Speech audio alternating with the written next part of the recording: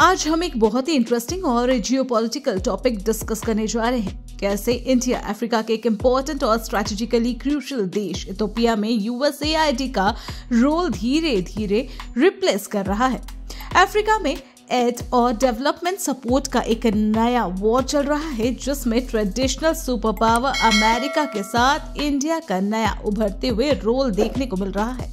Ethiopia जैसे देश में डेवलपमेंट और कैपेसिटी बिल्डिंग के लिए कौन किस तरह से अपनी पहचान बना रहा है, यह समझना बहुत जरूरी है ग्लोबल पावर बैलेंस के लिए। तो चलिए डिटेल में समझते हैं कि ये कैसे हो रहा है और इसका क्या मतलब है ग्लोबल पॉलिटिक्स के लिए। तो वीडियो को एंड तक जरूर देखें।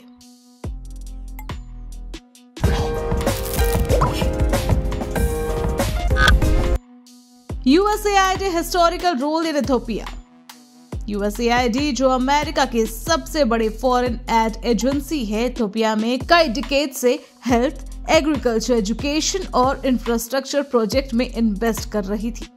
ये एजेंसी दशकों तक इथियोपिया में पब्लिक हेल्थ सिस्टम को सपोर्ट करती रही है। HIV एड्स प्रोग्राम में लीडरशिप दी और रूरल वाटर सैनिटेशन प्रोजेक्ट को बढ़ावा दिया। लेकिन 2025 में ट्रंप एडमिनिस्ट्रेशन की पॉलिसीज, बजट कट्स और USAID के फंडिंग स्लोडाउन की वजह से वहां प्रोग्राम इम्पैक्ट हो रहे हैं। USAID का डायरेक्ट फंडिंग इथियोपिया में सस्टेनेबल कम हो गया है, जो डेवलपमेंट प्रोजेक्ट और पब्लिक हेल्थ इनिशिएटिव को डायरेक्टली इफेक्ट कर रहा है, जिसकी वजह से वहां डेवलपमेंट स्लो डाउन का रिस्क बढ़ गया है।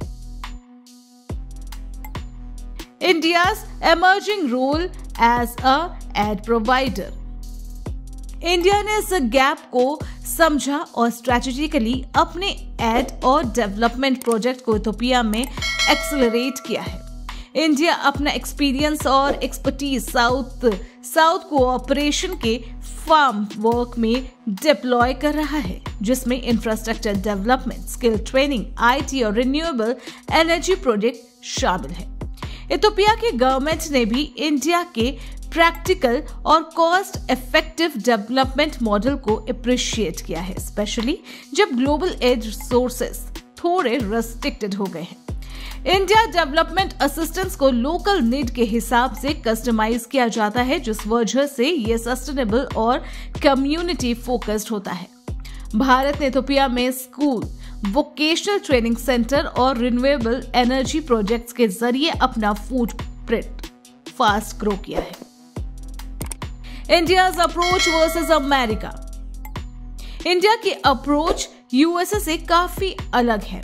इंडिया स्टेट लेवल पार्टनरशिप और लोकली रिलेवेंट प्रोजेक्ट को इंपॉर्टेंस देता है, जो सस्टेनेबल डेवलपमेंट को फोकस करता है।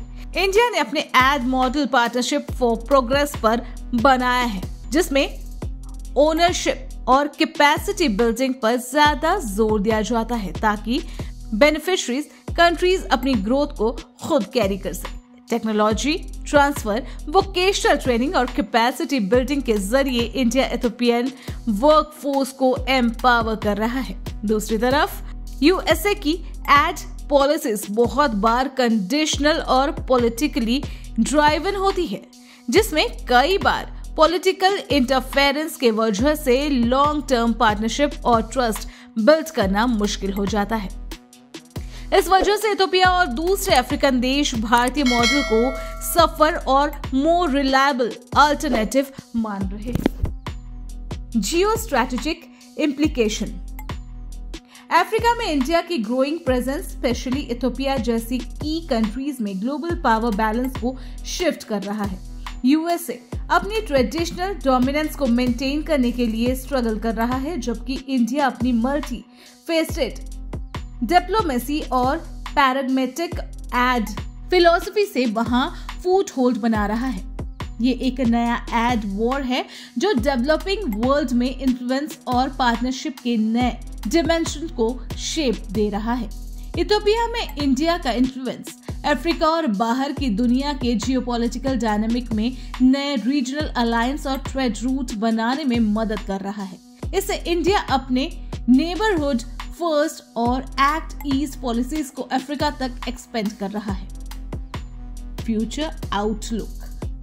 आने वाले दिनों में इंडिया अफ्रीका के कई और देशों में अपने एड फुटप्रिंट को एक्सपेंड करेगा, focusing on health, education, infrastructure और डिजिटल ट्रांसफॉर्मेशन।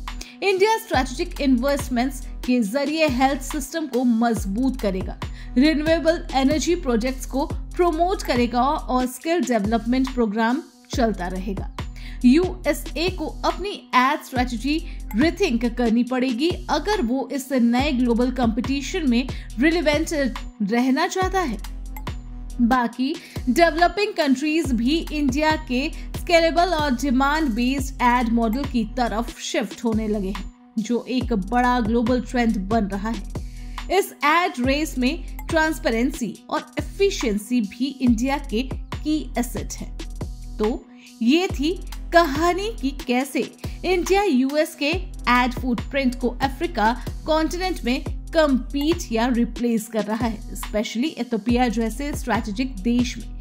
ये नए एड वॉर ग्लोबल जियोपॉलिटिकल को बदल रहा है और डेवलपिंग वर्ल्ड के लिए नए पार्टनरशिप अपॉर्चुनिटीज ला रहा है। बाकी आपको क्या लगता है हमें कमेंट में जरूर बताएं, और वीडियो इन्फॉर्मेटिव लगी हो तो लाइक, शेयर और चैनल को सब्सक्राइब करना न भूलें। Thanks for